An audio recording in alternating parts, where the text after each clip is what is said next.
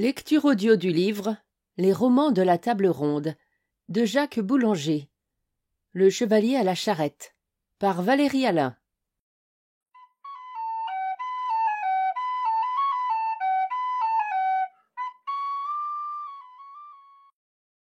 « 1. Défi de Méléagant. Comme de coutume, le jour de l'Ascension, le roi Artus tint sa cour à Camaloth, la plus aventureuse de ces villes et l'une des plus agréables. Mais ce fut une cour triste, et non pas merveilleuse comme celle de naguère. Certes, le temps était beau et partout verdoyaient les prés et les bois. Les oisillons menaient leur joie sous la ramée. Mais nulle pucelle ne songeait à cueillir les roses. Galeot était mort, Lancelot parti depuis 1 an. Ah, maintes larmes furent pleurées devant que cette cour se séparât. Comme le roi sortait de la messe, Lionel, au cœur sans frein, arriva. Vainement, durant 1 an et 1 jour, il avait parcouru tous les pays en quête de Lancelot. Il n'en avait appris aucune nouvelle, et la reine eut si grand deuil, en l'entendant, qu'elle put à peine le cacher. Ce jour même, on apprit encore que la dame de Malleau était morte d'amour pour Galeot, sire des îles lointaines, et le roi dit que Lancelot devait être mort de deuil comme elle, à cause de la perte qu'il avait faite de son ami. Certes, fit messire Gauvin, il eut raison, car avec Galeot, toute prud'homie et vaillance ont disparu du monde. De ce mot, la reine fut très courroucée, car elle ne croyait pas que Lancelot fût mort. Elle pensait qu'il était malade ou prisonnier. Son cœur le lui disait bien. « Comment, Gauvin, dit-elle, il ne reste sur terre nul homme qui vaille? Il y a au moins le roi votre oncle. » Tout le monde se tut, et le roi se mit à songer tristement. Comme il rêvait ainsi, entra un chevalier tout armé et ceint de son épée, mais sans aume, grand et fort de ses membres, les jambes longues et droites, bien fournies des reins, les flancs étroits, la poitrine épaisse et haute, les bras gros et longs, les os durs, les poings carrés, les épaules larges, la tête grosse et le visage semé de taches de son. Il traversa la salle à grands pas, tenant par contenance un bâton à la main, et, arrivé devant le roi, il dit fièrement et si haut qu'il fut entendu de tous « Roi Artus, je te fais savoir, à toi et à tous ceux qui sont ici, que je suis Méléagant, fils du roi Baudemagu de Gorre, et je viens me défendre contre Lancelot du Lac. Car j'ai ouï dire qu'il se plaint que ce soit par trahison que je l'ai jadis blessé, et s'il le prétend qu'il s'avance, car je suis prête à soutenir que je l'ai navré en droite joute et comme bon chevalier. »« Sire, fit le roi, vous êtes le fils de l'un des plus prud'hommes du monde, et l'on doit vous pardonner votre méprise pour l'amour de lui. Ignorez-vous que Lancelot n'est pas séant, et n'y est plus depuis longtemps? S'il s'y trouvait, il saurait bien vous répondre. » Lionel, le cousin germain de Lancelot, se leva. Il allait prier le roi de prendre son gage et relever le défi de Méléagant, lorsque la reine le tira vivement en arrière. « Soyez sûr, lui dit-elle, que quand Dieu aura ramené votre cousin, il ne se tiendra pour venger que s'il ne l'est par lui-même. » Voyant Lionel se rasseoir, Méléagant sourit insolemment et, après avoir attendu un moment, il dit encore « Sire, j'étais venu chercher chevalerie à votre cour, mais je n'en trouve point. Toutefois, je ferai tant que j'aurai bataille. S'il est ici autant de preux qu'on dit, il y a au royaume de mon père beaucoup de captifs de ce pays de l'ogre, que jamais vous n'avez pu délivrer. Si vous osez confier la reine à l'un de vos chevaliers qui l'amène dans la forêt, je le combattrai, et s'il défend la reine contre moi, les Bretons seront quittes et libres. Mais si je la conquiers, je l'emmènerai comme chose qui m'appartienne. »« Bel ami, fit le roi, que vous les ayez en prison, cela me chagrine, mais ils ne seront jamais délivrés par la reine, que je sache. » Alors Méléagant sortit de la salle et, remonté à cheval, il s'en fut vers la forêt, au petit pas et en regardant souvent en arrière pour voir si nul ne le suivait. Mais il n'y avait personne qui ne jugeât grande folie d'exposer la reine comme il l'avait proposé. Toutefois que le sénéchal était allé s'armer dans sa maison. Il revint devant le roi, le haume en tête et l'écu au sol. « Sire, dit-il, je vous ai servi de bon cœur, et plus par amour de vous que pour terres et trésors, mais je vois bien que vous ne m'aimez plus. Aussi je quitte votre compagnie et votre maison. » Le roi aimait le sénéchal de grand cœur. « À quoi ?» fit-il. « Vous êtes-vous aperçu que je vous aime moins? Si l'on vous a fait aucune injure, dites-le-moi, et je la réparerai si hautement que vous en tirerez honneur. »« Sénéchal, dit la reine à son tour, je vous prie de demeurer pour l'amour de moi, et si les choses que vous désiriez, Je vous la ferai avoir, quelle qu'elle soit. Messire le roi sera garant de ma promesse. » À quoi le roi s'engagea. « Sire, » reprit le sénéchal, « je vous dirai donc quel est le don que vous venez de me faire. C'est que je conduirai madame la reine au chevalier qui sort d'ici pour le combattre et délivrer nos gens, car nous serions tous au nid s'il partait de votre hôtel sans bataille. » À ces mots, le roi fut si irrité et chagrin qu'il parut au point d'en perdre le sens. Mais la reine fut plus dolente encore. Son cœur lui disait que Lancelot n'était pas mort, et songeant que ce n'était pas lui qui allait la défendre, mais et qu'elle était en grand péril, il s'en fallut de peu qu'elle ne s'oxy. Pourtant, quand son palefroid fut prêt, le roi l'envoya chercher dans sa chambre, où elle pleurait de tout son cœur. En passant, elle regarda monseigneur Gauvin. « Beau neveu, dit-elle, vous aviez raison. Depuis la mort de Galehaut, toute prouesse a disparu. »« Montez, dame, et n'ayez crainte, » fit Queue. « Je vous ramènerai sauve, s'il plaît à Dieu. » Or, tandis que tous deux s'éloignaient, messire Gauvin disait au roi: « Comment, sire, vous souffrez que madame la reine soit conduite dans la forêt par Queue le sénéchal, à qui sans doute elle sera ravie, et donc ce chevalier l'emmènera paisiblement? »« Oui, dit le roi, car je serais honni si aucun homme de ma maison intervenait. Certes, un roi ne doit se dédire de sa parole. »« Sire, reprit messire Gauvin, vous avez fait une grande enfance. » Et il résolut qu'il irait reconquérir la reine et défier Méléagant jusque dans le royaume de Gorre. Il se fit armer et partit sur le champ, suivi de 2 écuyers qui menaient en main 2 beaux destriers.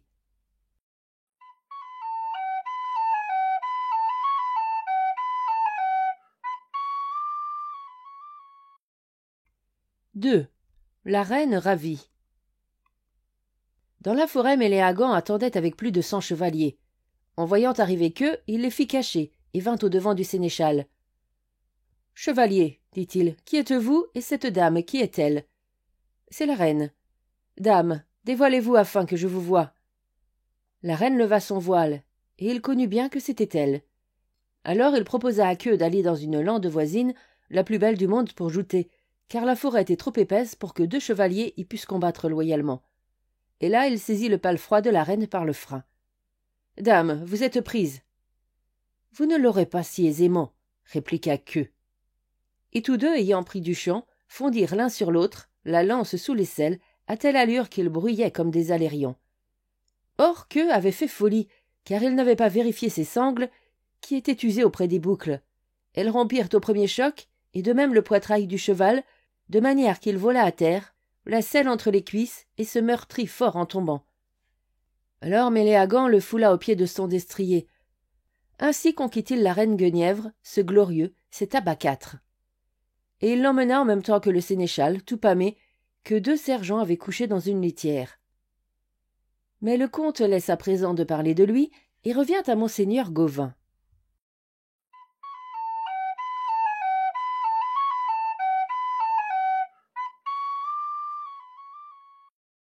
III. Le nain charretier.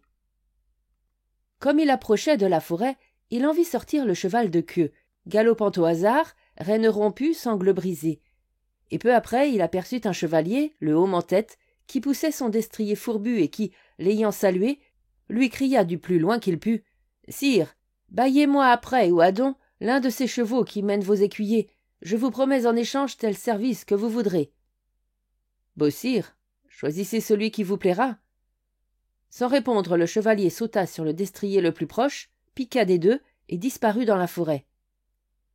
À l'allure dont il allait, il ne tarda guère à joindre Méléagant et ses gens. Et sachez que ceux-ci étaient plus de 100. Sans hésiter, le chevalier broche ses éperons et fond sur eux comme un émerillon. Méléagant s'adresse à sa rencontre, et tous 2 s'entrechoquent si rudement que leurs yeux étincellent. Du coup, Méléagant est si ébranlé qu'il lui faut embrasser le cou de son destrier pour ne pas choir. Ce que voyant, ces chevaliers se jettent sur l'étranger. Mais celui-ci commence de frapper à dextre et à senestre, si durement que tout ce qui l'atteint, le menton le heurte la poitrine, et si vivement que 8 hommes n'auraient pu faire plus, tranchant écus et aumes et aubert. Alors Méléagant lui coursus, en criant « Vous êtes mort !» Pourtant, il se contente de frapper déloyalement le cheval de l'étranger qui s'affaisse. Puis il s'éloigne avec sa troupe, comme gens qui n'ont pas de temps à perdre, emmenant la reine et Queue le sénéchal. L'étranger les poursuivit en courant tant qu'il put, et jusqu'à ce qu'enfin il se trouva si las qu'il lui fallut prendre le pas. Après avoir longtemps marché, il aperçut une charrette qui cheminait devant lui. Il la joignit en toute hâte et vit qu'elle était conduite par un nain court, gros et renfrogné, assis sur le limon et qui tenait, comme font les charretiers, une longue verge à la main. « Nain, lui demanda-t-il après l'avoir salué, ne saurais-tu me donner nouvelle d'une dame qui va par ici ? Vous parlez de la reine. Désirez-vous beaucoup d'avoir de ces nouvelles ? Oui, fit l'étranger. Je te la montrerai demain, si tu fais ce que je t'enseignerai. Monte sur cette charrette, et je te mènerai où tu pourras la voir. Or, sachez qu'en ce temps-là, c'était une si ignoble chose qu'une charrette, que nul chevalier n'y pouvait entrer sans perdre tout honneur. Et quand on voulait punir un meurtrier ou un larron, on le faisait monter en charrette, comme aujourd'hui au pilori, et on le promenait par la ville. C'est à cette époque qu'on disait « Quand charrette rencontrera, fais sur toi le signe de la croix, afin que mal ne t'en advienne. » C'est pourquoi l'étranger répondit au nain qu'il irait bien plus volontiers derrière la charrette que dedans. « Me jures-tu que tu me mèneras auprès de madame la reine si j'y monte ? » « Je te jure, dit le nain, que je te la ferai voir demain matin à prime. » Alors l'étranger sauta dans la voiture sans plus hésiter. Et là-dessus, voici venir monseigneur Gauvin, suivi de ses 2 valets, dont l'un portait son écu et l'autre tenait son aume et menait un destrier en main. Et à son tour, messire Gauvin demanda au nain s'il avait nouvelle de la reine, et le nain lui répondit que, s'il voulait monter dans la charrette, il la lui montrerait demain au matin. « S'il plaît à Dieu, jamais je ne serai charretier, dit messire Gauvin.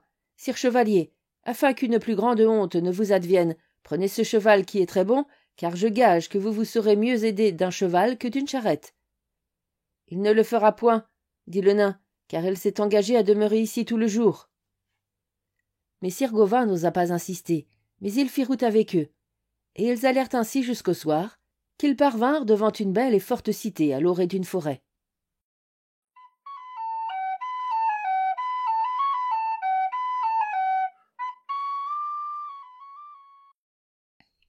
IV. Le chevalier à la charrette.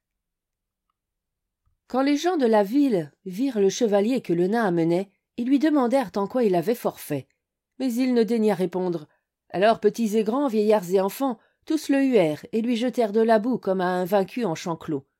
Et cela peinait fort monseigneur Gauvin, qui maudissait l'heure où les charrettes furent inventées. Au château, une demoiselle lui fit grand accueil, mais elle dit au chevalier de la charrette « Sire, comment osez-vous regarder personne, vous qui êtes mené dans une charrette comme un criminel ? Quand un chevalier s'est ainsi déshonoré, il quitte le siècle et s'enfuit en quelque lieu où il ne soit jamais connu. » À cela encore l'étranger ne répliqua rien. Il demanda seulement au nain quand il verrait ce qui lui avait été promis. « Demain à prime, mais pour cela, il faut nous héberger ici. »« Je le ferai donc, » fit l'étranger, « mais je serais allé ce soir plus loin, si tu l'eusses voulu. » Il descendit de la charrette, gravit les degrés du logis, et entra dans une chambre où il commençait de se désarmer tout seul, quand 2 valets vinrent l'aider. Avisant un manteau, il s'en affubla, et prit soin de se bien couvrir la tête, afin de n'être pas reconnu. Puis il se laissa choir sur un lit très riche qui se trouvait là. À peine y était-il, la demoiselle entra en compagnie de monseigneur Gauvin, et se montra fort dépitée de le voir étendu sur une aussi belle couche. « Demoiselle, » répondit paisiblement le chevalier, « si elle eût été encore plus belle, je m'y fusse couché plus volontiers. »« Venez manger, beau sire, » dit seulement messire Gauvin, « car l'eau est cornée. » L'étranger répondit à voix basse qu'il n'avait pas faim, et qu'il se sentait un peu souffrant. « Certes, il doit être bien malade, » s'écria la demoiselle, « et s'il savait ce que c'est que la honte, il aimerait mieux être mort que vif. Il est honni, et je ne mangerai pas en sa compagnie. Vous pouvez le faire, dit-elle à monseigneur Gauvin, mais vous serez honni comme lui. » Alors messire Gauvin descendit avec elle dans la salle, mais quand le repas fut terminé, il demanda ce que le chevalier faisait, et quand on lui eut dit qu'il n'avait rien voulu manger, il revint près de lui. « Beau sire, que ne vous nourrissez-vous ? Vous n'êtes point de bon sens, car un prud'homme qui aspire à de beaux faits d'armes ne doit pas laisser son corps et ses membres s'appesantir. Parce que vous aimez le plus au monde, mangez. » Il en dit tant ainsi que l'étranger consentit à se nourrir de ce qu'on lui apporta, et ensuite il se mit au lit et s'endormit jusqu'au matin. Quand l'aube creva et que le soleil commença d'abattre la rosée, le nain entra dans sa chambre et se mit à crier. « Chevalier de la charrette, je suis prêt à tenir mon serment. » Aussitôt l'étranger de sauter du lit en brais et en chemise comme il était, et le nain le mène à une fenêtre en lui disant de regarder. Et il croit voir passer la reine, et Méléagant qui l'amène, et que le sénéchal comporte dans une litière. Et il regarde la reine très lentement tant qu'il la peut voir, et se penche à la fenêtre, rêvant à ce qu'il regarde, de plus en plus, au point que son corps est dehors jusqu'aux cuisses, et qu'il ne s'en faut guère qu'il ne tombe. Heureusement, messire Gauvin entrait à ce moment, et la demoiselle avec lui. Voyant l'étranger en si grand péril, il le prit par le bras, et le tira en arrière, et, à son visage découvert, il le reconnut à l'instant. « Ah, beau doux sire, lui dit-il, pourquoi vous êtes ainsi caché de moi ?»« Pourquoi ? Parce que je devais avoir honte d'être reconnu, car j'ai eu l'occasion d'acquérir tout honneur en délivrant madame, et par ma faute j'y ai failli. Certes, ce ne peut être par votre faute, car on sait bien qu'où vous échouez, il n'est personne qui pût réussir. » Quand la demoiselle vit que messire Gauvin honorait tant le chevalier de la charrette, et lui demanda quel était cet inconnu, il répondit qu'elle ne le saurait point par lui, quant à présent, mais que c'était le meilleur parmi les bons. Alors elle interrogea l'étranger. « Demoiselle, fit-il, je suis un chevalier charté. »« C'est grand dommage, mais, bien que je vous ai fait des reproches, je ne dois pas vous manquer à la fin. Il y a ici de beaux et bons chevaux. Choisissez le meilleur que vous pourrez trouver, et la lance que vous voudrez. »« Demoiselle, grand merci, dit messire Gauvin, mais il ne recevra son destrier de nul autre que moi, tant que j'en aurai, et j'en ai 2 bons et beaux, et il en montera un, mais il prendra la lance que vous lui offrez, s'il ne préfère la mienne. » Sur ce, les chevaux amenés, l'étranger enfourcha l'un, messire Gauvin l'autre, et tous deux prirent congé après avoir recommandé la demoiselle à Dieu.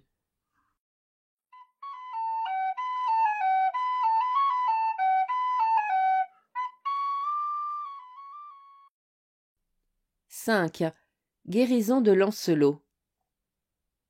Or, si vous demandez comment s'appelait le chevalier inconnu, je peux bien dire que c'était messire Lancelot du Lac. En sortant du Sorolois, il était si dolent de n'avoir pu trouver galop et si chagrin de se croire oublié de la reine.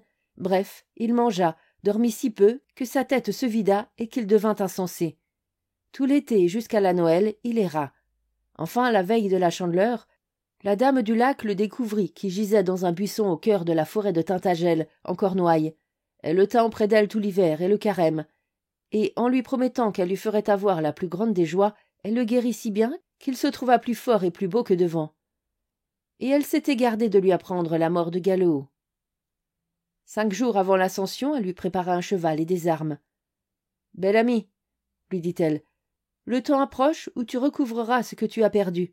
Sache qu'il te convient d'être le jour de l'Ascension à Nonne, dans la forêt de Camalot. Certes, si tu ne t'y trouvais à cette heure, tu aimerais mieux ta mort que ta vie. »« Par tous les saints, dit Lancelot, j'y serai à pied ou à cheval. » Et il alla droit à la forêt, où il parvint pour voir de loin Méléagant combattre qu'eux et enlever la reine. Son destrier était si las qu'il ne put arriver à temps, et ce fut grâce à celui de monseigneur Gauvin qu'il attaqua les 100 chevaliers pour sauver sa dame. Et à présent il lui fallait tenter de la conquérir au corps. Mais le conte retourne maintenant à la demoiselle du château.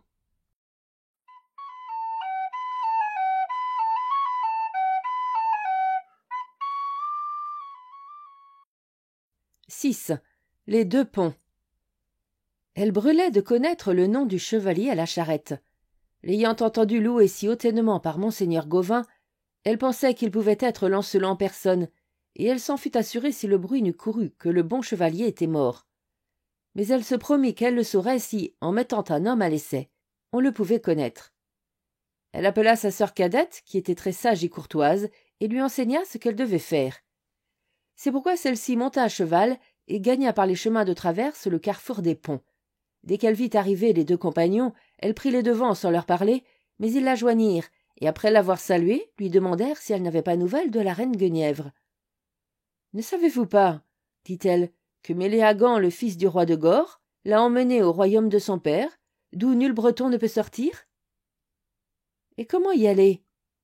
Je vous le dirai bien, si vous voulez me promettre sur votre foi que chacun de vous m'accordera le premier don que je lui demanderai. » Oh non, Dieu, demoiselle, s'écria Lancelot à qui l'affaire tenait plus au cœur qu'à nul autre, nous vous donnerons tout ce que vous voudrez. En ce cas, voici les deux routes, dont l'une va au pont perdu, que l'on nomme aussi le pont sous l'eau, et l'autre au pont de l'épée. Le premier est d'une seule poutre, qui n'a qu'un pied et demi de large. Il coule autant d'eau dessus qu'il en coule dessous, et un chevalier le garde. L'autre est fait d'une planche d'acier, aussi tranchante qu'une épée. Seigneur chevalier, souvenez-vous qu'en quelque lieu et jour que ce soit, chacun de vous me doit un don. Lancelot pria monseigneur Gauvin de choisir entre ces deux voies, et celui-ci préféra la route du pont perdu. Alors ils ôtèrent leur aume, et se baisèrent sur les lèvres tendrement. Puis ils se recommandèrent à Dieu, et chacun tira de son côté.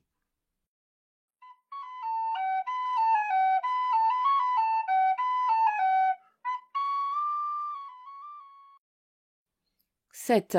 Le lit périlleux. Lancelot n'avait fait que peu de chemin quand il entendit qu'on le hélait, et il vit la demoiselle du carrefour qui sortait d'un sentier de traverse. « Sire chevalier, lui dit-elle, je ne suis pas en sûreté dans ce pays, où l'on me hait fort. Je vous demande de m'accompagner et de vous héberger chez moi cette nuit. »« J'irai volontiers avec vous, mais il est trop tôt pour s'héberger. Le lieu n'est pas proche, et si vous passez, vous ne trouverez plus aujourd'hui ni ferme ni maison. D'ailleurs, ne me protégerez-vous pas? J'ai grand besoin de vous. »« Vous n'aurez nul mal, dit Lancelot, si je puis vous sauver. » Ils chevauchèrent de compagnie jusqu'à ce qu'ils arrivassent, à la nuit tombante, devant une maison entourée d'une palissade.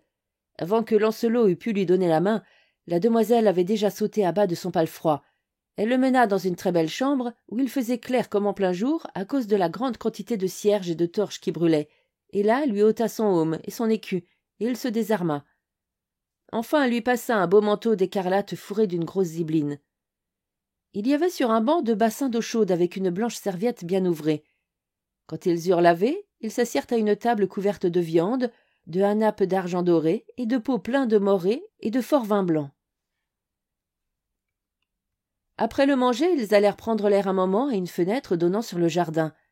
Puis la demoiselle mena Lancelot devant un riche lit, très bien garni de drap blanc et d'une couverture tissée d'or et fourrée de verre, qui eût été bonne pour un roi. Là, elle prit le chevalier par la main et, s'asseyant à côté de lui, elle lui dit « Bel hôte, vous me devez un don. Je vous demande de coucher cette nuit avec moi dans ce lit. » Ah, quand il entendit cela, certes Lancelot fut anxieux, il ne savait plus que faire. « Demoiselle, murmura-t-il, demandez-moi telle autre chose que vous voudrez. » Mais il lui fallut tenir son serment. Les chandelles éteintes, ils se couchèrent l'un à l'autre, mais Lancelot n'ôta point sa chemise ni ses braies. Il n'osa tourner le dos à cause de la vilenie qu'il y aurait eu à cela, ni le visage à cause du péril. Mais il s'éloigna d'elle autant qu'il put et resta étendu sur les épaules sans bouger ni mot dire, car il n'aurait su faire beau semblant à la pucelle, n'ayant qu'un cœur et qui n'était à lui. « Quoi, sire chevalier, ne ferez-vous autre chose ?» dit-elle. « Je pense que ma compagnie ne vous réjouit guère. Suis-je donc si laide et si hideuse ?»« Vous m'êtes laide maintenant, bien que vous m'ayez semblé belle autrefois. Si vous avez une amie, elle n'en saura rien. Mais mon cœur le saura. Dieu m'aide, reprit-elle, vous m'en avez assez dit. Notre sire vous donne beau repos et la joie de ce que vous aimez. » Elle se leva et alla se coucher dans un autre lit, songeant « Je n'ai connu nul chevalier que je pris autant que celui-ci. Son cœur est loyal, comme il y parut au Val des Faux Amants. » Car elle devinait bien qui il était, mais elle voulait s'en assurer mieux encore. «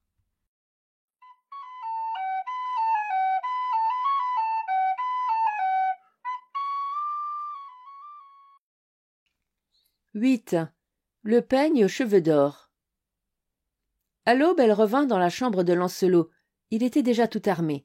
« Dieu vous donne le bonjour, » fit-elle. « À vous aussi, demoiselle. »« Sire, la coutume est qu'une pucelle qui va seule ne craigne rien. En revanche, lorsqu'un chevalier la conduit, si un autre la conquiert sur lui, il en peut user à son désir comme si elle était sienne. Or, il y a près d'ici un homme qui longuement m'a aimée et requise d'amour, mais il a perdu ses peines. Pourtant, si vous voulez me protéger, je vous guiderai sans crainte. »« Demoiselle, je vous saurais bien défendre contre un chevalier, voire contre deux, dit Lancelot. Alors elle fit seller les chevaux, et ils allèrent longtemps à grande allure, par chemins et sentiers, mais il ne répondait guère à ses propos. Penser lui plaisait, parler lui coûtait. Amour le veut ainsi. À tierce, ils arrivèrent au bord d'une fontaine, au milieu d'un pré. Là, sur une grosse pierre, gisait un peigne d'ivoire doré, si beau que depuis le temps d'Isoré, personne, ni sage ni fou, n'en vit le pareil. Qui l'avait oublié là? Je ne sais. Mais Lancelot s'arrêta étonné et sauta de son cheval pour le ramasser. Ah, quand il le tient dans ses mains, comme il le regarda, comme il admira les cheveux plus clairs et luisants que de l'or fin qui y était resté. La pucelle se mit à rire. « Demoiselle, parce que vous aimez le plus, dites-moi pourquoi vous riez. Ce peigne est celui de la reine, et les cheveux que vous voyez n'ont certes pas poussé sur un autre pré que sa tête. Mais il y a bien des reines et des rois. De laquelle parlez-vous? Reprend Lancelot tout tremblant. Par ma foi, de la femme du roi Artus. À ces mots, Lancelot plie jusqu'à toucher terre, et il serait tombé si la demoiselle ne se fût hâtée de descendre de son palefroid pour le secourir. Quand il revint à lui, il se vit soutenu par elle. Il l'interrogea tout honteux. « Qu'y a-t-il » ? « Sire, je voulais vous demander ce peigne, dit-elle pour ne pas l'humilier. Il le lui donne, mais après en avoir retiré les cheveux. Et il les adore. À la dérober, il les porte à sa bouche, à ses yeux, à son front. Il en est heureux, il en est riche, il les cache sur son cœur, entre sa chemise et son corps. Et il eût bien voulu que la demoiselle fût plus loin. Mais il lui fallut se remettre en chemin avec elle, et ils chevauchèrent jusqu'au soir, qu'ils s'hébergèrent dans une maison de religion où on leur fit très belle chère.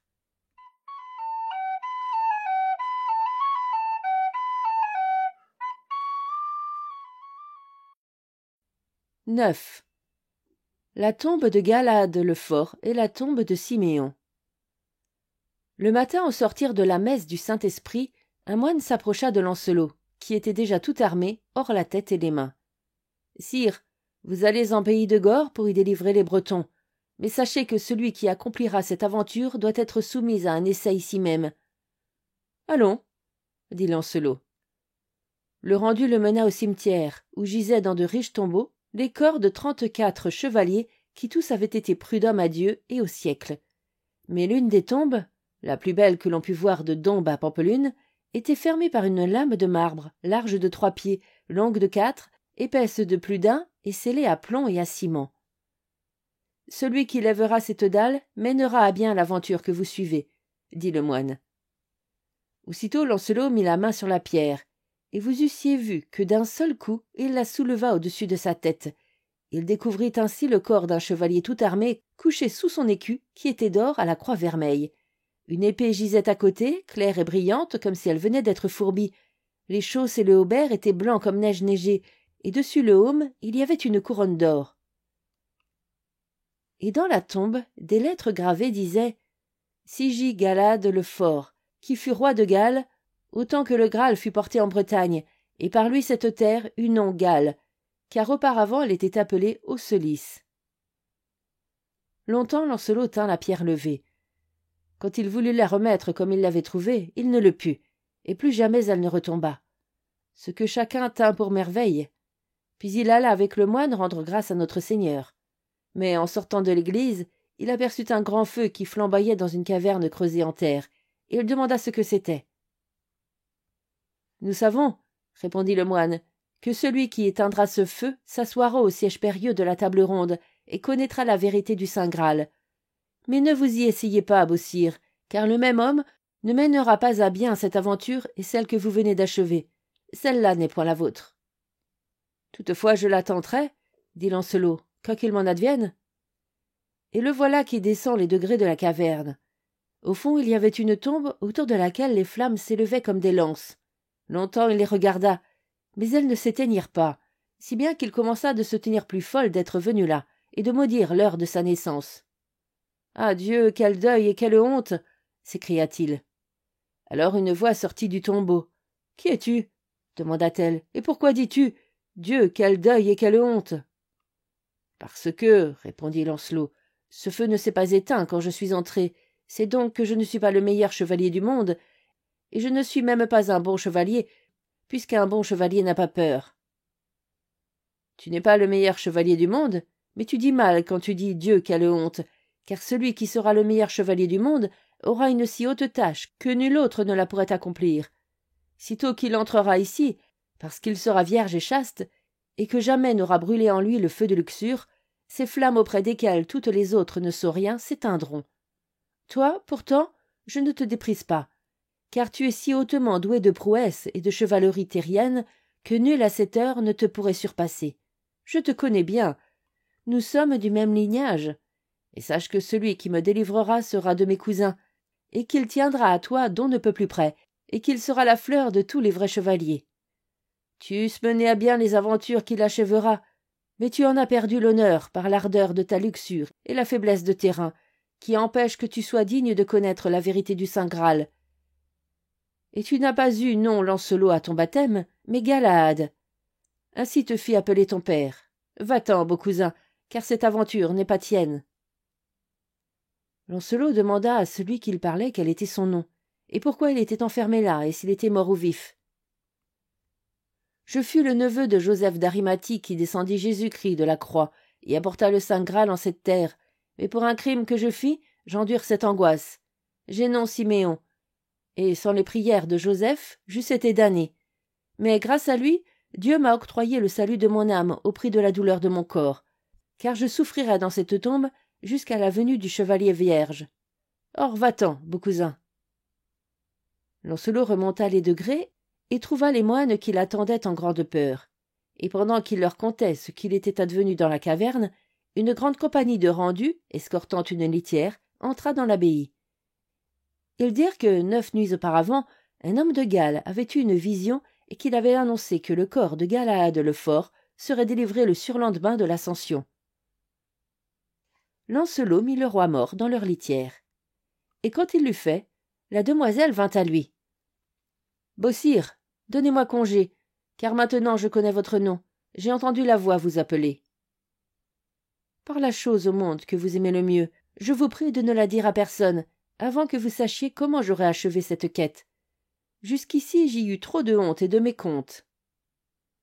Sire, je ne le prononcerai qu'en un lieu où l'on a autant de soucis de votre honneur que vous en avez vous-même. » Elle lui apprit qui elle était, et comment elle l'avait suivie à la prière de sa sœur. Et Lancelot reprit sa route, guidé par un valet. Tous deux gagnèrent la chaussée de Gaillon. C'était la maîtresse cité du royaume de Gore, et là se trouvait la tour où la reine Guenièvre était enfermée. Mais, pour y entrer, il fallait passer le pont de l'épée.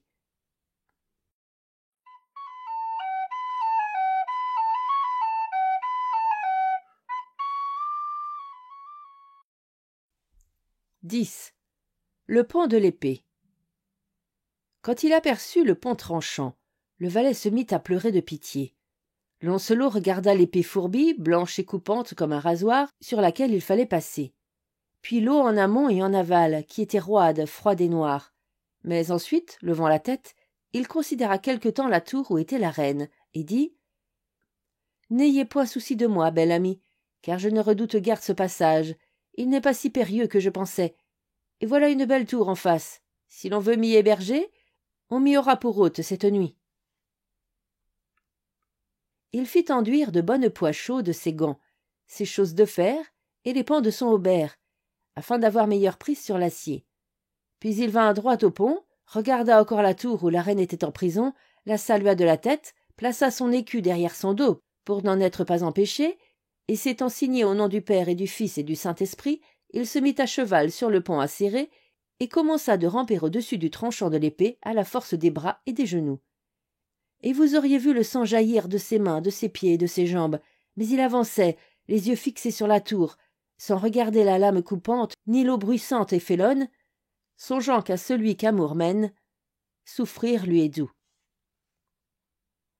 Enfin il parvint à l'autre bord, et s'y assit pour se reposer un moment, après avoir tiré son épée et ramené son écu devant lui. Tous les habitants de la tour s'étaient mis aux fenêtres pour voir le champion qui traversait le pont périlleux, et comme eux, la reine Guenièvre et le roi Baudemagu. Dans le moment que le chevalier parvint à la rive, elle songea que ce ne pouvait être que Lancelot, et aussitôt elle, qui avait été jusque-là très dolente, elle se mit à rire, à plaisanter, à faire beau visage, si bien que le roi Baudemagu en fut surpris. « Dame, lui dit-il, si vous permettiez, je vous poserais une question qui ne saurait vous désobliger. Savez-vous quel est ce chevalier là-bas? Est-ce Lancelot, le croyez-vous? » « Sire, il y a plus d'1 an que je n'ai point vu Lancelot, et beaucoup de gens pensent qu'il est mort. À cause de cela, je ne suis pas certaine que ce soit lui, mais je pense que c'est lui plutôt qu'un autre, et je le voudrais, car je me fierais à son bras plus volontiers qu'à celui de personne. Vous savez qu'il est bon chevalier, et quel que soit celui-là, pour Dieu et pour votre honneur, protégez-le comme c'est votre devoir. »« Dame, je le ferai, dit le roi.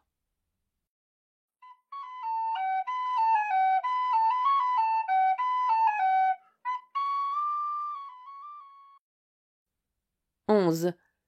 Le bon roi Baudemagu. Il enfourcha son palefroid et se rendit auprès du chevalier, escorté de 3 sergents qui menaient un cheval en main. Lancelot étanchait le sang de ses plaies. Il reconnut le roi et se leva devant lui malgré ses blessures. « Sire chevalier, montez sur ce destrier et soyez le bienvenu, » dit le roi Baudemagu.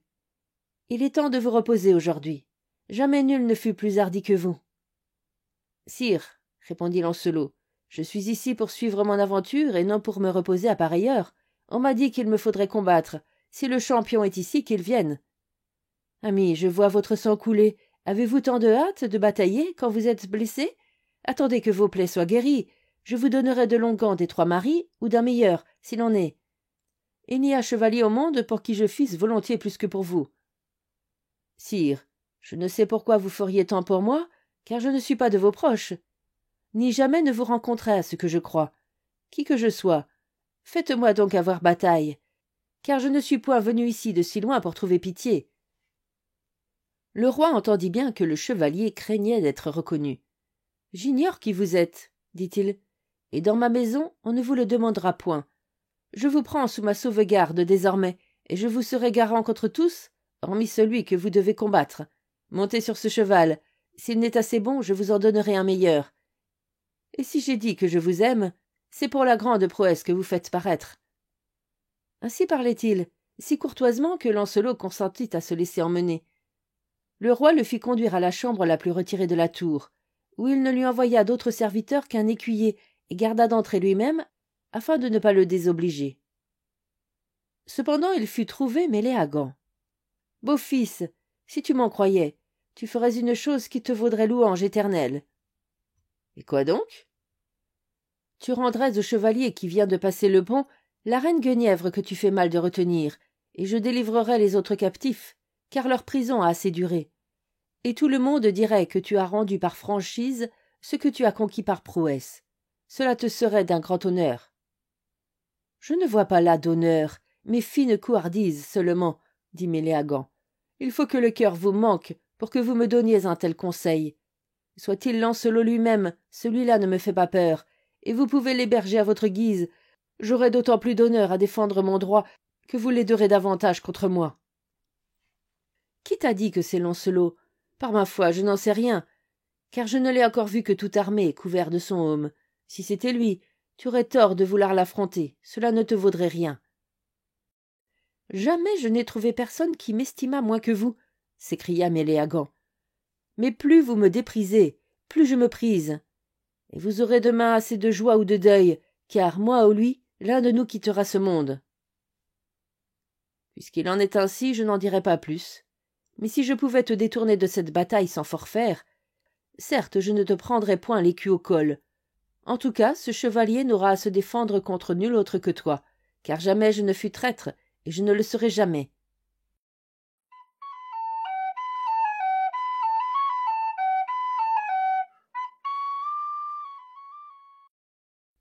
XII. Premier combat pour la reine. Le lendemain, au lever du jour, il y avait si grande presse pour voir le combat qu'on n'y eût pu tourner son pied. Lancelot fit entendre la messe tout armée, hors la tête et les mains. Puis il laissa son bon aume de Poitiers et vint réclamer au roi sa bataille. « Sire chevalier, vous l'aurez, » dit celui-ci, « et je vous promets que nul ne vous forcera de vous faire connaître. Pourtant je vous prie, par tout ce que vous aimez, d'ôter votre aume. » Lancelot se découvrit et, sitôt que le roi le vit, et il le reconnut à grande joie. Il l'embrassa et lui souhaita la bienvenue, heureux de s'assurer qu'il n'était pas mort, comme le bruit en avait couru. Mais il ne lui souffla mot de la fin de galop pour ne point le peiner. Il le conduisit sur la place devant le château, qui était grand et large, et là il exhorta encore son fils de céder la reine Guenièvre et les prisonniers. Mais Méléagant ne voulut rien entendre. Alors le roi recommanda aux deux champions de ne pas attaquer avant le signal, puis il monta dans la tour, et il trouva la reine entourée d'une grande compagnie de chevaliers âgés et de dames. Et après avoir pris place à une fenêtre de la salle, la reine à sa droite, il ordonna de crier le ban et de sonner le cor. Sur-le-champ, les deux adversaires baissent leurs lances peintes, s'élancent l'un contre l'autre de toute la vitesse de leurs chevaux bien couverts de fer, et se heurtent avec le fracas du tonnerre. À cette heure, dans tout le pays de Gore, les prisonniers et les captifs priaient de tout leur cœur pour le chevalier qui combattait afin de les délivrer.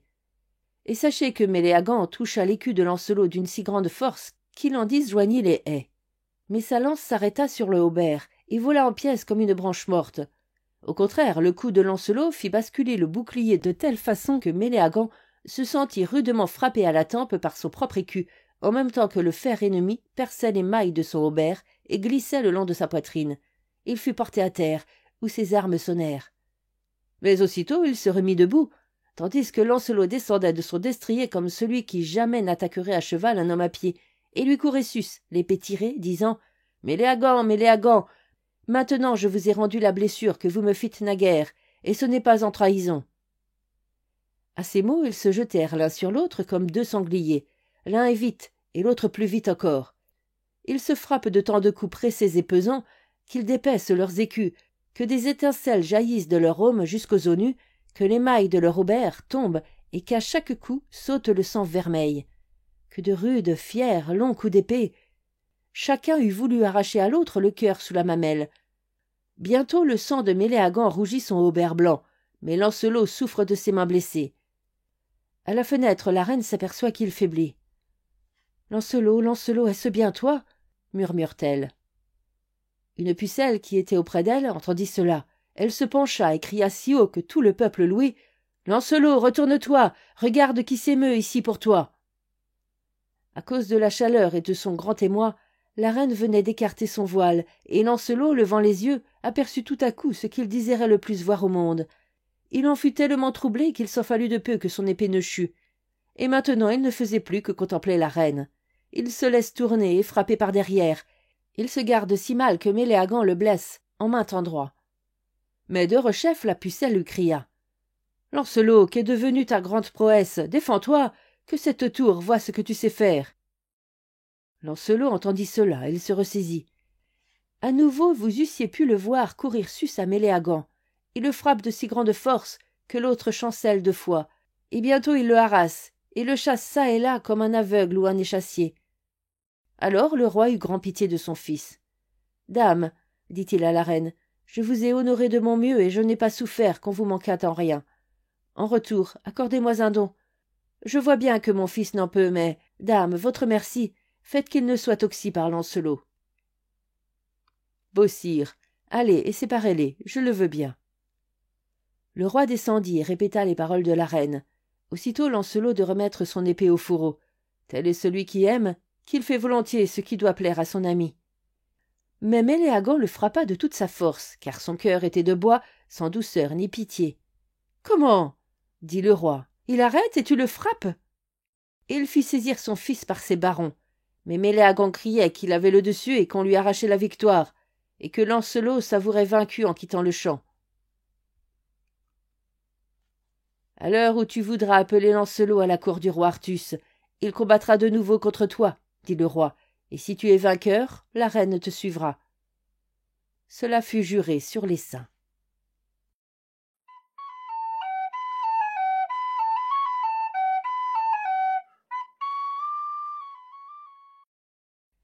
XIII. Tels sont les guéredons de femmes. Quand Lancelot fut désarmé et qu'il eut lavé son visage et son cou, le roi Bandemagu le prit par le doigt et, suivi de tous les barons, il le mena dans les chambres de la reine. Et du plus loin qu'il aperçut sa dame, Lancelot se mit à genoux. « Dame, dit le roi, voici le chevalier qui vous a si chèrement acheté. »« Certes, sire, répondit-elle, S'il avait quelque chose pour moi, il a perdu sa peine. »« Dame, murmura Lancelot, en quoi vous ai-je forfait ?» Mais sans daigner répondre, elle se leva et passa dans une autre chambre, si bien que le roi Bandemagu ne put se tenir de lui dire « Dame, dame, le dernier service qu'il vous a rendu devrait vous faire oublier ses torts, s'il en a. » Lancelot accompagna sa dame de ses yeux et de son cœur, mais seul, hélas, le cœur put franchir la porte. Pour le réconforter, le roi le mena dans la chambre où gisait Queue, toujours blessé, puis il s'éloigna pour les laisser causer en liberté. « Bienvenu soit le sire des chevaliers !» s'écria le sénéchal. « Qui a achevé ce que j'avais follement entrepris ?» Lancelot lui raconta comment la reine l'avait maltraité en présence du roi et de tous les barons. « Tels sont guéridons de femmes, dit Queue. Et pourtant, quelles larmes elle a versées quand Méléagant l'a amenée. Dès la première nuit, il voulait coucher auprès d'elle, mais elle lui dit qu'elle n'y consentirait jamais tant qu'il ne l'aurait pas épousée. Et quand le roi vint à notre rencontre, elle se jeta aux pieds de son palefrenier en pleurant et criant. Mais il la releva. Il lui promit bonne et douce prison, et jamais, depuis lors, il n'a permis que son fils eût madame sous sa garde. Méléagant la réclamait toutefois à corps et à cri, si bien que je n'ai pu m'empêcher de lui dire un jour que ce serait trop grand dommage si elle passait du plus prud'homme du monde à un mauvais garçon. Pour se venger, il l'a fait mettre traîtreusement sur mes plaies, au lieu des emplâtres propres à les guérir, des onguents qui les ont envenimés. Quand ils eurent assez causé, Lancelot déclara qu'il était résolu de partir le lendemain en quête de monseigneur Gauvin. Dès l'aube, il se mit en route, mais comme il approchait du pont sous l'eau, les gens du pays s'emparèrent de lui par surprise, croyant bien faire. Et tandis qu'il le ramenait à la cour, les pieds liés sous le ventre de son cheval, la nouvelle y arriva qu'il avait été tué. Lorsqu'elle apprit cela, la reine tomba pâmée. « C'est moi qui lui ai donné le coup mortel, » pensait-elle, « lorsque j'ai refusé de lui parler. Ne lui ai-je pas ôté le cœur et la vie ensemble? Ah, que ne l'ai-je tenu dans mes bras encore une fois !» Et elle se mit au lit. Et le comte dit qu'elle demeura 3 jours et 3 nuits sans boire ni manger. Le bruit courut qu'elle était morte. La nouvelle en vint à Lancelot, de sorte qu'il prit sa propre vie en dépit. Peu s'en fallut qu'il ne s'oxy. Heureusement le roi s'était hâté de chevaucher à sa rencontre pour le faire délivrer. Il lui conta la grande douleur que la reine avait soufferte lorsqu'elle l'avait cru tué. En apprenant cela, Lancelot eut volé, tant le bonheur le faisait léger, et lorsqu'elle sut qu'il était sain et sauf, la reine à son tour fut heureuse, au point qu'elle se trouva guérie sur le champ. Dès qu'il fut arrivé au château, le roi Bandemagu conduisit Lancelot dans sa chambre, et cette fois, elle n'eut garde de lui refuser ses yeux. Le roi s'assit avec eux un moment, puis, comme il était sage, il annonça bientôt qu'il allait voir comment se portait Queue, le sénéchal. Alors ils causèrent bien tendrement. Amour ne les laissa point manquer de sujet, et quand Lancelot vit qu'il ne disait rien qui ne plût, « Dame, murmura-t-il, pourquoi l'autre jour refusâtes-vous de me parler? N'êtes-vous point parti de la grande cour de l'ogre, sans mon congé, quand vous vous mites en quête de mon neveu Gauvin, enlevé par Caradoc de la tour douloureuse? Mais il y a pis, montrez-moi votre anneau. »« Dame, dit-il, le voici. »« Vous en avez menti, ce n'est pas le mien. » Et elle lui fit voir celui qu'elle avait au doigt. Puis elle lui conta comment la laide demoiselle le lui avait apporté, et il connut que Morgane la déloyale l'avait déçu. Aussitôt il jeta la bague par la fenêtre le plus loin qu'il put, et à son tour il narra l'aventure de son rêve et de sa rançon, de façon que la reine lui pardonna tout. « Ah, dame, dit-il, si c'était possible, ne voudriez-vous pas que je vinsse vous parler cette nuit? Il y a si longtemps que cela ne m'est arrivé. » Elle lui montra la fenêtre, mais de l'œil, non pas du doigt. « Beaux doux amis, venez là quand tout sera endormi. Jusqu'à demain, si cela vous plaît, j'y serai pour l'amour de vous. Gardez que nul ne vous voie. »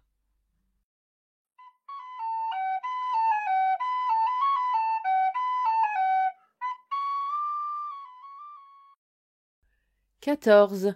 Le rendez-vous d'amour. Ce soir-là, Lancelot se mit au lit plus tôt que de coutume, disant qu'il était souffrant, et les heures lui parurent longues comme des années. Vous tous qui en avez fait autant, vous pouvez bien comprendre cela. Enfin, quand il vit que dans la maison il n'y avait plus une chandelle, une lampe ni une lanterne qui ne fût éteinte, il se leva et franchit le mur du verger qui était vieil et décrépit. Au ciel, ni lune ni étoile. Il ne s'en chagrina point. La reine l'attendait à la fenêtre, et elle n'avait point de cotte ni de bliot, mais seulement un manteau d'écarlate sur la blanche chemise, et tous deux, allongeant le bras de leur mieux, se prirent par la main. « Dame, si je pouvais entrer. »« Entrez, beaux doux amis. Mais ne savez-vous pas que le sénéchal couche ici même, et ne voyez-vous pas que les barreaux sont roides et forts?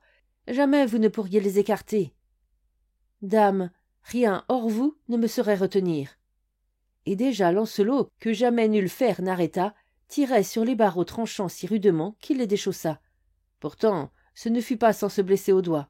« Eh bien, dit la reine, attendez que je sois couchée, et ne faites aucun bruit à cause de queue. » Il n'y avait ni chandelle, ni cierge, pour ce que le sénéchal se plaignait de la clarté, disant qu'elle l'empêchait de dormir. Lancelot traversa la chambre tout doucement, entra dans la pièce voisine, et, quand il fut devant le lit de la reine, il la salua profondément. Elle lui rendit son salut, puis elle lui tendit les bras, et l'attira auprès d'elle. Il avait les mains humides de sang, et certes, elle le sentit bien, mais elle crut que c'était la sueur causée par la verdeur de son âge.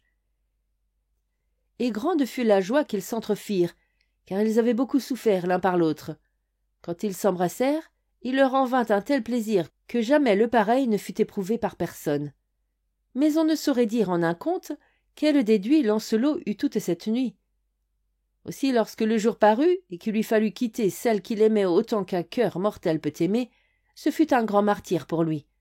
Son corps partait, son âme demeura. Il s'agenouilla devant sa dame pour prendre congé, tandis qu'elle le recommandait à Dieu tendrement. Puis il s'en fut, après avoir remis soigneusement les barreaux en place. Et la reine s'endormit en pensant à lui.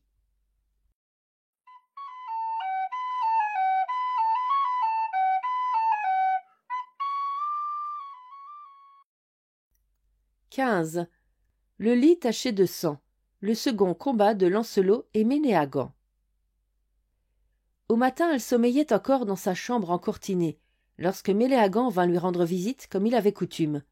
D'abord qu'il entra, il aperçut les traces de sang frais sur les draps. Il alla au lit de queue dans la pièce voisine et le vit pareillement taché, car les blessures du sénéchal s'étaient rouvertes durant la nuit. « Dame, voici du nouveau, » s'écria-t-il. « Mon père vous a très bien gardé de moi, mais très mal de queue le sénéchal, et c'est grande déloyauté à vous que d'avoir honni l'un des plus prud'hommes du monde pour en choisir le plus mauvais. » À ces mots que, pour souffrant qu'il fût, ne put se tenir de crier qu'il était prêt à se défendre d'une telle injure, ou par épreuve, ou par bataille. Mais Méléagant, sans lui répondre, envoya quérir son père. Et lorsque le roi Bandemagu eut vu les draps sanglants, « Dame, dit-il, vous avez mal agi. »« Sire, répondit la reine, je ne mets pas mon corps au marché. Bien souvent la nuit le nez me saigne. Que Dieu ne me pardonne jamais, si c'est qu'eux qui porta ce sang dans mon lit. Voyez, fit-elle à Lancelot qui était venu avec le roi, pour quelle femme on me tient et de quoi l'on m'accuse. Dame, dit celui-ci, il n'y a au monde chevalier contre qui je ne vous en défende. Si vous l'osez nier, je suis tout prêt à le prouver contre tous, s'écria Méléagant. Comment? Êtes-vous donc déjà guéri des plaies que je vous fis hier?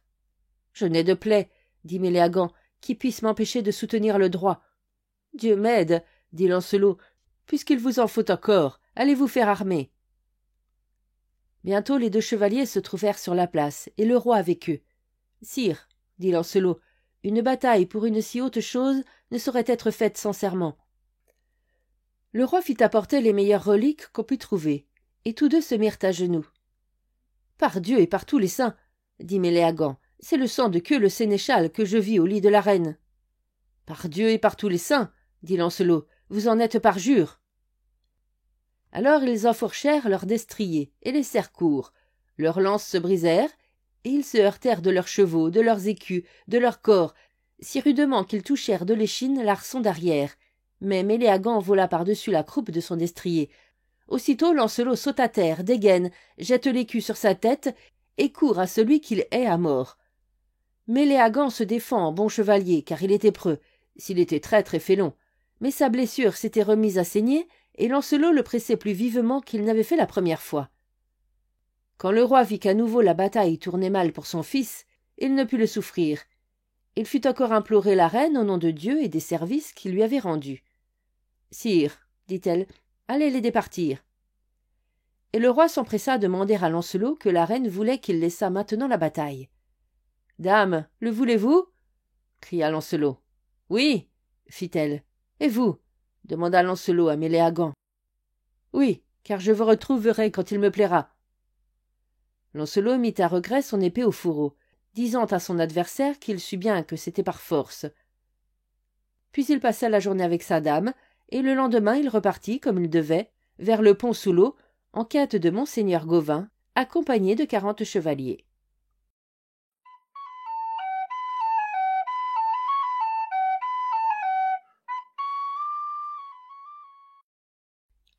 XVI. Les fausses lettres.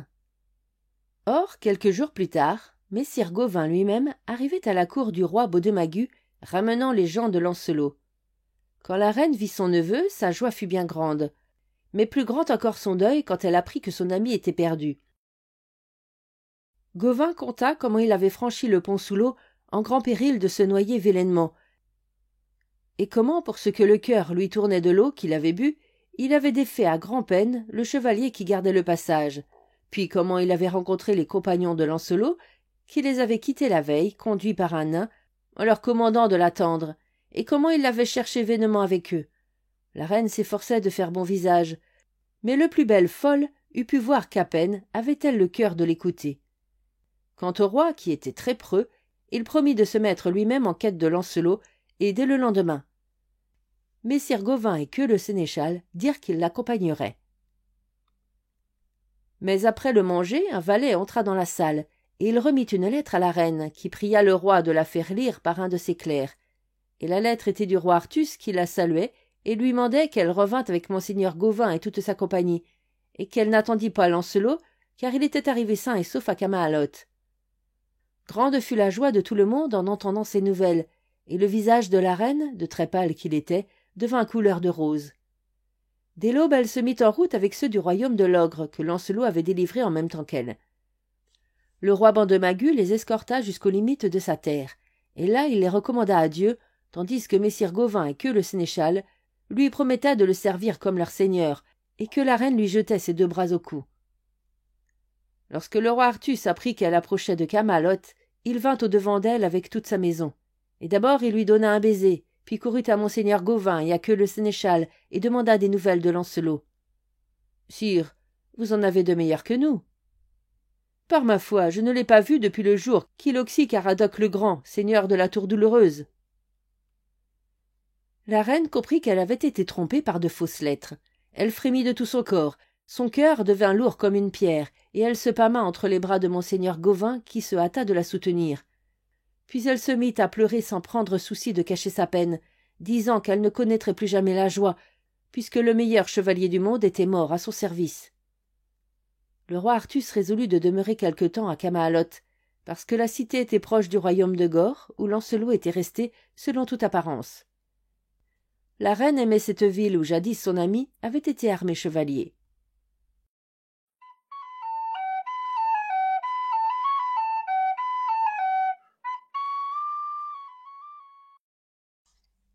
XVII.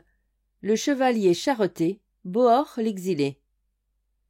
De la Pentecôte jusqu'à la mi-août, elle pleura jour et nuit, jusqu'à en perdre sa beauté, et sans cesse elle implorait le secours de la Dame du Lac.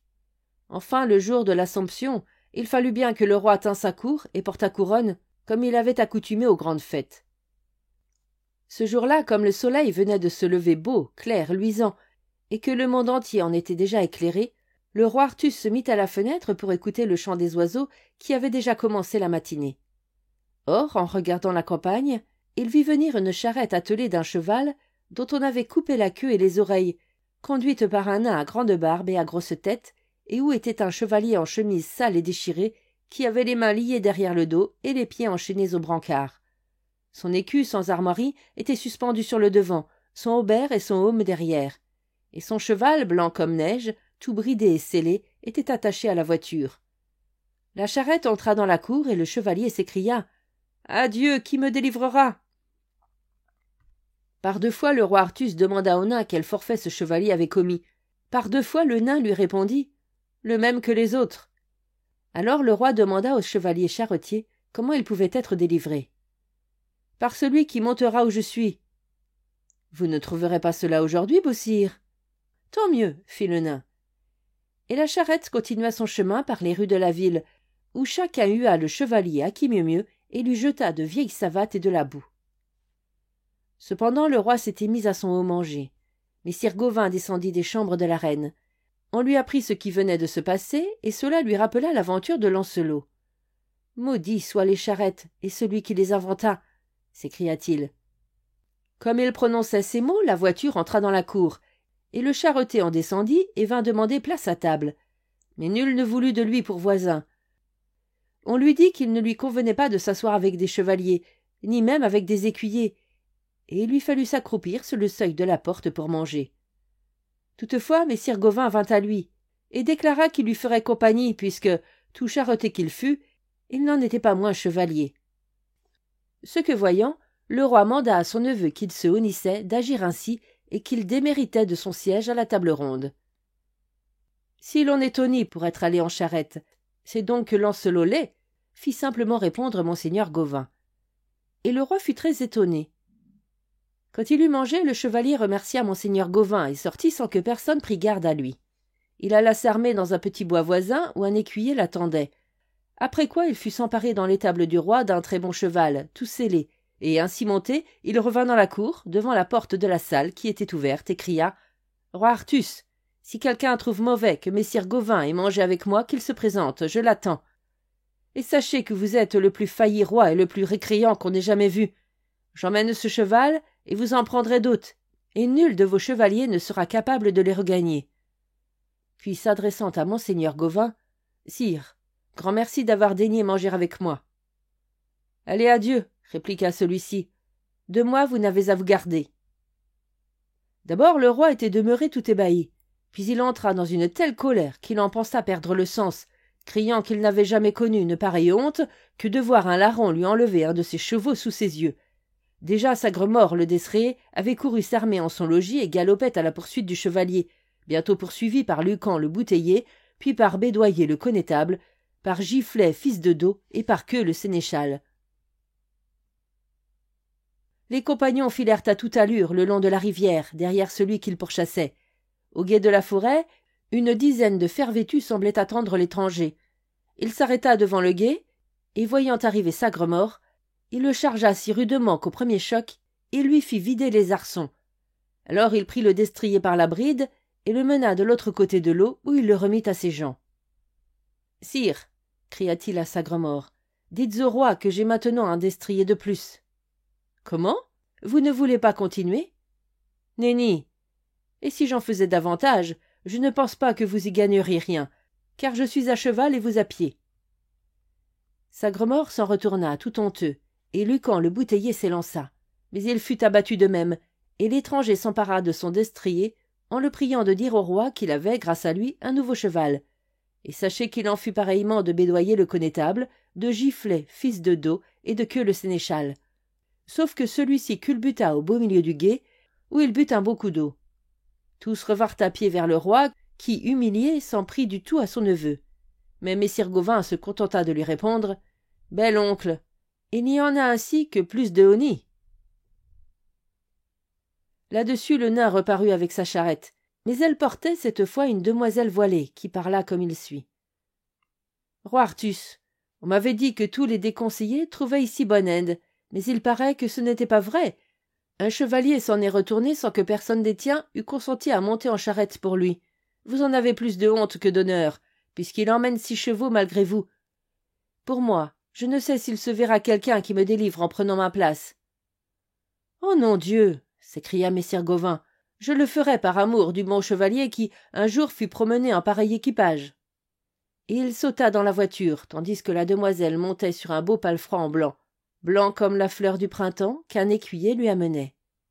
« Toi et les tiens, » continua-t-elle en s'adressant au roi, « vous n'auriez pas dû manquer au chevalier charretté, car il n'était là que pour l'amour de Lancelot, qui un jour s'y laissa voir aussi, afin de reconquérir la reine Guenièvre.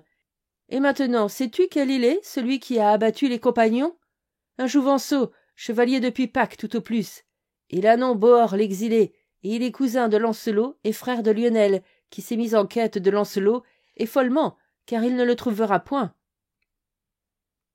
Là-dessus elle s'éloigna, et l'on vit arriver Bohor, suivi de ses gens, menant les chevaux qu'il avait gagnés. Il ôta son aume et dit au roi: « Sire, voici vos destriers que je vous rends. » Aussitôt la reine se leva devant lui, et il n'est fait qu'elle ne lui fit pour l'amour de Lancelot. Et le roi voulut accueillir Bohor parmi les chevaliers de la table ronde, quoiqu'il protestât qu'il n'en était pas digne. « Beau sire, » lui demanda la reine, « quelle est donc la demoiselle qui était sur la charrette ?»« C'est la dame de là qui a élevé Lancelot, Lionel et moi. » Ah, en entendant cela, la reine fut si dolente de n'avoir pas reconnu celle qu'elle avait tant appelée que nulle femme jamais ne le fut davantage. Elle fit amener son palefroid et courut à la recherche de la charrette qu'elle rejoignit dans la ville, où le nain promenait encore monseigneur Gauvin. Aussitôt elle mit pied à terre et s'élança dans la voiture. Le roi, qui l'avait suivie, fit de même, et tous les chevaliers qui étaient avec eux, l'un après l'autre. Et désormais personne ne fut plus au nid pour être allé en charrette. Les criminels furent menés sur un vieux cheval à queue et oreilles coupées. Cependant le roi songea que, s'il donnait un tournoi, ils contenteraient ensemble les anciens captifs du Gore, qui depuis bien longtemps n'avaient point vu de prouesse d'armes, et les demoiselles à marier. Aussi fit-il crier dans toute la terre qu'à 20 jours de là, une assemblée se ferait à Pommeglé. La reine s'en réjouit, car son cœur lui disait qu'elle reverrait là son ami. Mais le comte laisse ici de parler du roi Artus et de sa cour, et devise de ce qu'il advint à Lancelot quand il eut quitté Gaillon, la cité maîtresse du roi Bandemagu, en compagnie de 40 chevaliers, pour se mettre en quête de monseigneur Gauvin.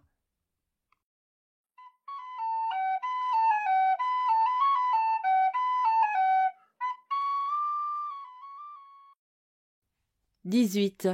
Lancelot délivré par amour. Comme il approchait du pont sous l'eau, il rencontra un nain qui, le tirant à part, lui dit que messire Gauvin le priait de venir le joindre sans délai. Il partit aussitôt, après avoir commandé à ses gens de l'attendre, et le nain le mena à un petit château très fort, entouré de fossés. Et là il fut introduit dans une salle de plain-pied, où il n'avait pas fait 3 pas qu'il chut dans une fosse profonde de plus de 2 toises, mais sans se faire aucun mal, parce que le fond en était jonché d'herbes fraîches. Il ne douta guère que cette traîtrise ne fût l'œuvre de Méléagant, mais que faire? Il se laissa donc désarmer, et il fut mis en prison dans une tour, d'ailleurs très passablement traité par le sénéchal de Gore, son gardien, qui lui laissait toute liberté, hors celle de sortir, si bien qu'il ne manqua pas d'apprendre la nouvelle du tournoi que le roi Artus devait donner à Pommeglé. Or, le sénéchal avait une femme belle et courtoise. Chaque jour on faisait sortir le prisonnier de sa tour, et comme le sénéchal n'était pas souvent à la maison, Lancelot mangeait en compagnie de cette femme, qui ne tarda pas à s'éprendre d'amour pour lui. Quand le jour fixé pour le tournoi approcha, elle remarqua qu'il perdait son appétit et qu'il était de plus en plus pensif, ce qui, au reste, lui seyait fort bien et empirait encore la dame. En vain lui demandait ce qu'il avait, il ne voulait rien dire. Enfin il avoua qu'il mourait d'envie d'aller au tournoi. « Lancelot, dit la dame, ne devriez-vous pas avoir beaucoup de reconnaissance à qui ferait tant que vous y fussiez? Si vous m'accordez un don, je vous baillerai des armes et un cheval, et je vous laisserai sortir sur parole. »« Ah, dame, je vous l'octroie volontiers. »« Eh bien, savez-vous ce que vous m'avez donné? C'est votre amour. »« Dame, répondit-il avec embarras, je vous donnerai d'amour tout ce que j'en peux accorder. » Elle pensa qu'il était un peu intimidé, mais qu'à son retour, il ne serait manqué d'être tout à elle. Aussi, aujourd'hui, après qu'il eut fait le serment de revenir sans faute à la fin du tournoi, elle l'arma de ses mains, et il partit.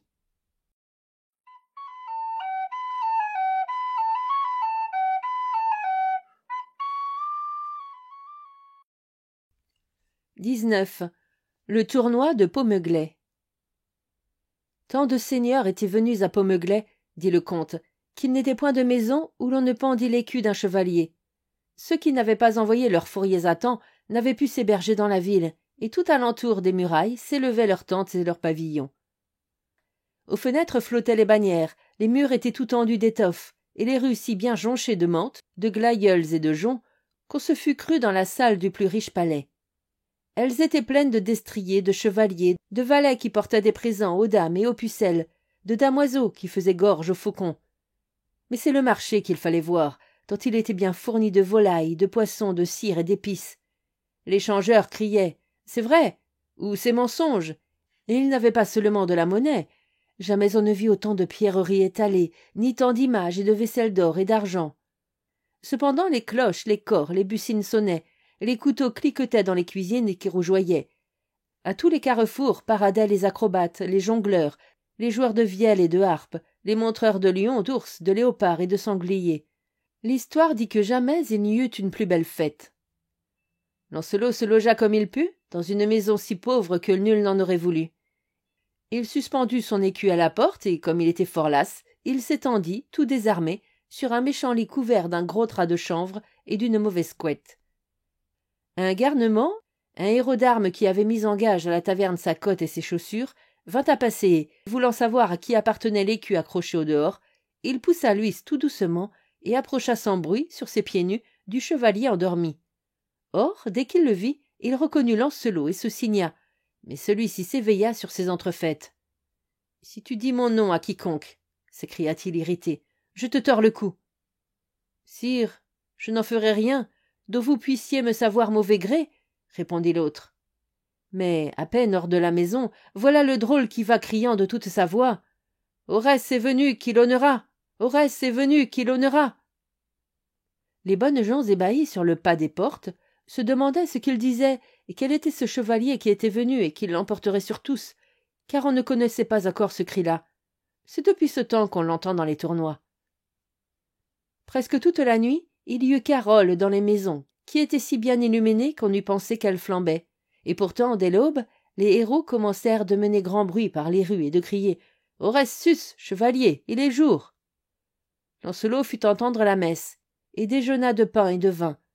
Déjà les cortèges défilaient bellement par la cité, et sitôt arrivés sur le terrain, il fallait voir les chevaliers ficher les lances en terre, vider les coffres sur les manteaux, étaler les haubers et les chausses, préparer les sangles, les sursangles, les lacets à hommes et le fil à coudre les manches. Il y avait bien là plus de 200 chevaliers, et les lances étaient si nombreuses qu'on pouvait se croire dans un bois. Les demoiselles de la ville étaient aux fenêtres ou sur les murs, mais pour la reine, on avait dressé un échafaud bel et long à merveille. Elle s'y assit avec ses dames et ses pucelles. Monseigneur Gauvin, qui ne combattait pas, était auprès d'elle, causant avec d'autres barons qui ne pouvaient porter les armes, soit qu'ils fussent prisonniers sur parole ou croisés.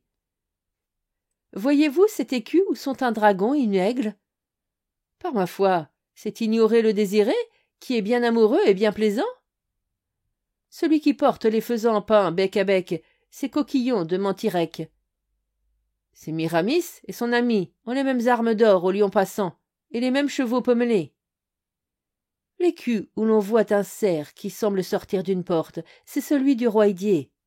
« Sire, cet écu fut fait à Limoges, cet autre vient de Toulouse, ceci de Lyon sur le Rhône. Il n'en est point de meilleur au monde. Voyez ces deux hirondelles qui paraissent voler. Elles recevront 1000 coups des aciers poitevins, c'est un écu ouvré à Londres. »« À vos hommes !» crièrent enfin les héros.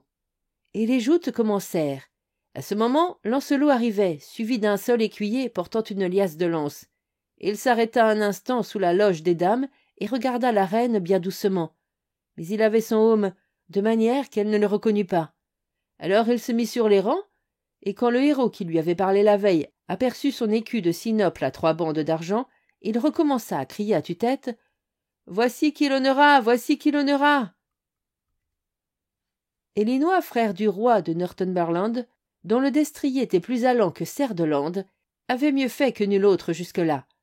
Lancelot fondit sur lui comme la foudre descend du ciel, et il le renversa avec son cheval et lui brisa le bras en 2 endroits. Puis il culbuta du même élan Cador d'Outre-la-Manche, qui portait au bras la manche brodée de sa dame.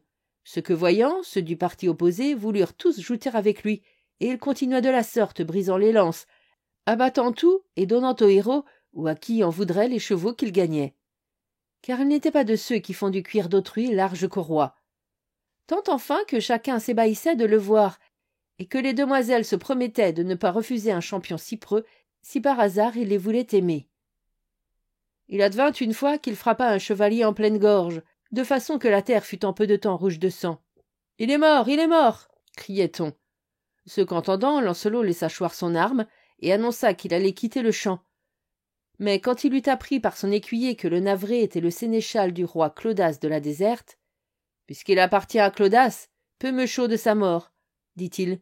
C'est le chevalier Jésus qui me venge de mes ennemis. » Et là-dessus, tirant son épée, il commence la mêlée, frappe à dextre, à senestre, arrache les écus, fait sauter les aumes, et boute, et enfonce, et frappe, et cogne des membres et du corps. Or, à voir tant de prouesses, messire Gauvin eut soupçon que c'était là Lancelot, et fut le dire à la reine. Mais il y avait longtemps qu'elle l'avait deviné, et pour tromper tout le monde, elle appela l'une de ses pucelles.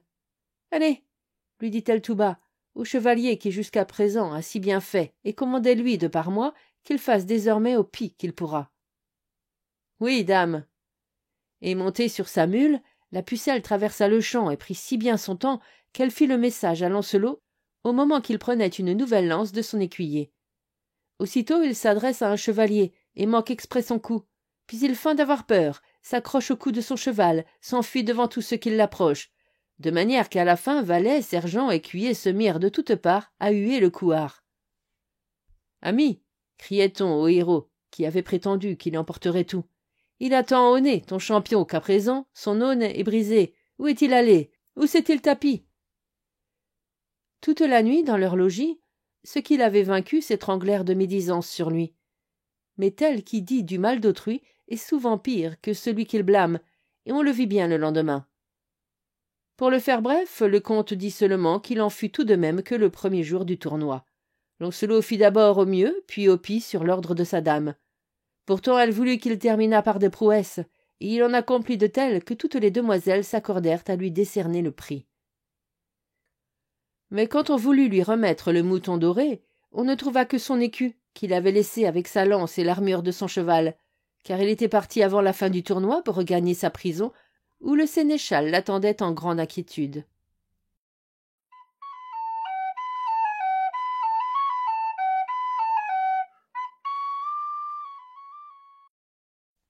« 20. Lancelot dans la tour. Lorsque sa femme épousée lui avoua qu'elle avait laissé partir Lancelot pour un peu, il l'eut tué.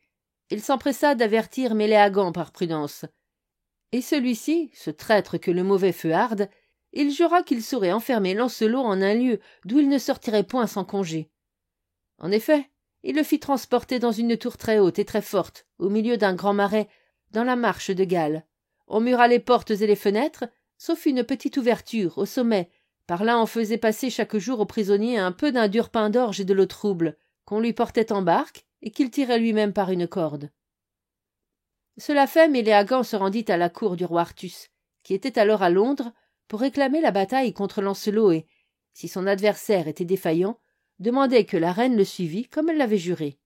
« Méléagant, dit le roi, Lancelot n'est point ici, et je ne l'ai pas vu depuis un an avant le temps qu'il délivra la reine, et vous savez bien ce que vous devez faire. »« Et quoi ? » ?»« Attendre séant 40 jours, par ma foi, et si Lancelot ne se présente pas, ou quelque autre à sa place, vous emmènerez la reine. »« Ainsi ferai-je, » répondit Méléagant.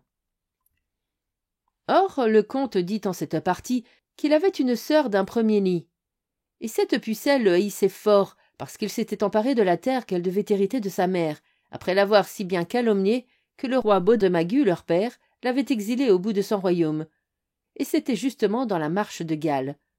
Quand elle sut qu'on avait enfermé un prisonnier dans la tour, elle résolut de s'en enquérir. Sachez que le sergent qui gardait la tour logeait au bord du marais, près du chemin, et que sa femme devait tout à la sœur de Méléagant, qui l'avait élevée et mariée. Celle-ci vint voir sa protégée et coucher chez elle. Puis la nuit, quand tout fut endormi, elle monta dans la barque avec 2 de ses pucelles et vogua jusqu'au pied de la tour, où elle découvrit le panneret par lequel on envoyait les vivres. Et elle entendit une voix qui se plaignait et disait « Ah, fortune, comme ta roue a bien tourné pour moi. Les vilains disent bien vrai quand ils assurent qu'on a peine à trouver un ami. Ah, messire Gauvin, si vous étiez en prison, comme je suis depuis un an, il n'y aurait tour ni forteresse au monde que je ne conquisse, jusqu'à ce que je vous eusse trouvé. Et vous, madame la reine, dont tout bien m'est venu, ce n'est pas tant pour moi que pour vous que je regrette de mourir ici, car je sais bien que vous aurez grand-peine quand vous apprendrez ma mort. » Ainsi gémissait le prisonnier, et la demoiselle devina que c'était Lancelot. Elle heurta le panneret, lui, qui s'en aperçut, Il vint à la fenêtre et tendit le cou.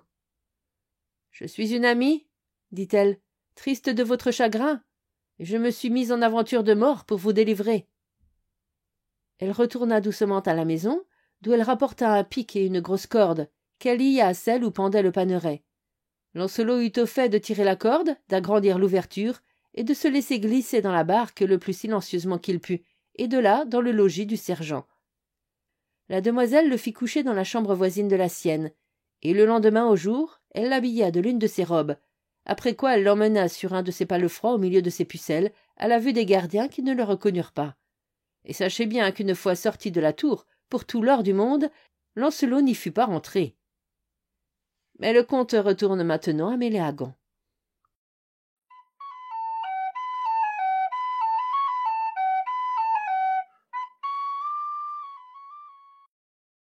« 21. Mort de Méléagant. À 9 jours de là finissait le délai des 40 jours. Le félon se présenta tout armé devant le roi Artus, et déclara que, puisque Lancelot ne venait pas, il emmènerait la reine au royaume de Gorre. « Certes, dit messire Gauvin, si Lancelot était là, vous ne seriez pas si pressé d'avoir cette bataille, mais vous l'aurez, si vous la désirez si fort que vous en faites semblant, car je combattrai pour l'amour de madame et de lui. » Là-dessus, il alla se faire armer par ses écuyers. Or, au moment qu'il montait sur son destrier d'Espagne, un chevalier entra au château. C'était Lancelot. Ah, quelle joie lui fit messire Gauvin! Sur-le-champ, il se défit de son écu, de son aume, de son aubert, et son ami s'arma de ses armes. Le roi, cependant, accourait embrasser Lancelot, et la reine après lui, et les compagnons. Et déjà toute peine était oubliée, car le bonheur défait et efface la douleur à l'instant. Mais Lancelot, lui, n'oubliait pas Méléagant, et il se hâta d'aller vers lui. « Méléagant, dit-il à son ennemi tout ébahi de le voir, vous avez assez crié et brait pour avoir votre bataille, mais, grâce à Dieu, je suis hors de la tour où vous m'aviez enfermé par trahison. Il est trop tard pour clore les tables, comme dit le vilain, quand les chevaux n'y sont plus. » Tous deux se rendirent dans un vallon, entre deux bois, tout semés d'herbes fraîches et menues. À l'abri d'un sycomore planté au temps d'Abel pour le moins, courait une fontaine vive sur des graviers clairs comme de l'argent. Le roi s'assit là avec la reine, après avoir posé des gardes, et quand le corps eut donné le signal, les deux champions laissèrent court leurs chevaux. Au premier choc, la lance de Méléagant vole en éclats, car ce n'était pas sur la mousse qu'il frappait, mais sur des ais durs et secs. Celle de Lancelot perça l'écu, et le serra au bras, et le bras au corps, et fit plier le corps sur l'arçon, et culbuta le cheval en même temps que l'homme. Aussitôt Lancelot mit pied à terre et courut sus à Méléagant, l'épée à la main, en le couvrant de son écu.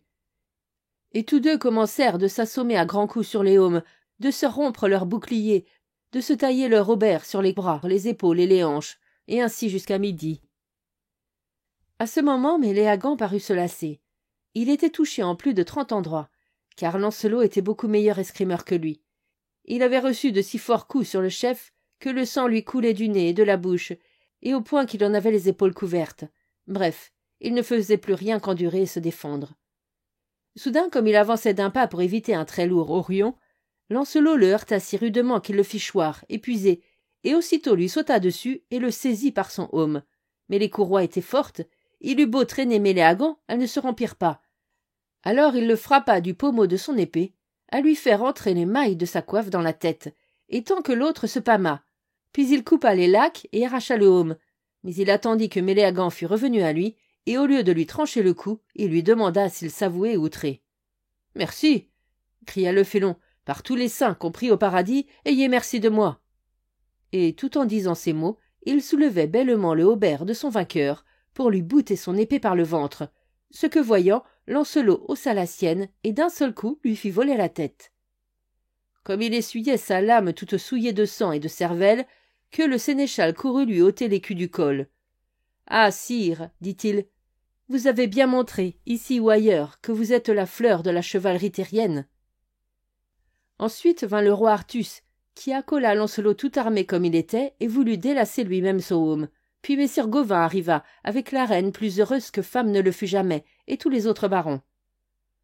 Le roi commanda de dresser les tables, et sachez qu'il octroya à Lancelot un honneur qu'il n'avait jamais accordé à nul chevalier, plus haut homme qu'il fût, car il le fit asseoir tout à côté de lui sur son estrade, Et certes, il était arrivé qu'il y fît siéger quelques chevaliers vainqueurs au tournoi ou à la quintaine, mais non pas si près de sa personne. Telle fut la place de Lancelot ce jour-là, par la prière du roi Artus et le commandement de la reine sa dame, et il en était tout confus. Lorsqu'ils eurent mangé leur content, les chevaliers s'en retournèrent à leur logis. Mais le roi retint Lancelot et le fit asseoir à une fenêtre de la salle, ainsi que la reine, monseigneur Gauvin et Bohort l'exilé. Et là lui demanda le récit des aventures qui lui étaient advenues depuis son départ de la cour, et il les entendit avec plaisir. Puis il manda ses grands clercs et les fit coucher par écrit. C'est ainsi qu'elles nous ont été conservées au livre de Lancelot du Lac.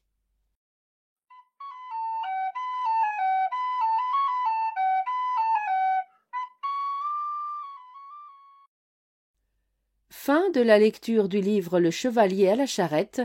Merci de votre écoute, je vous rends vos oreilles, cœur avec les doigts.